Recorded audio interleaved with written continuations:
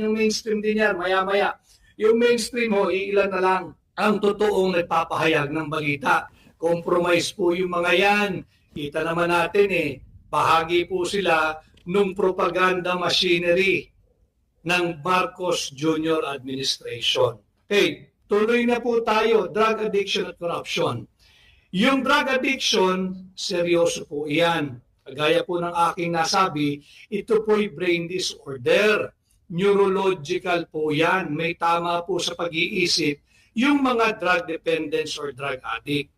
Ano po ang kinalaman nito sa krisis na kinakaharap ng ating bansa? Mantakin po ninyo yung issue lamang ng flood control funds anomaly at itong illegal, immoral, invalid, criminal at unconstitutional 2025 national budget kung saan ito ang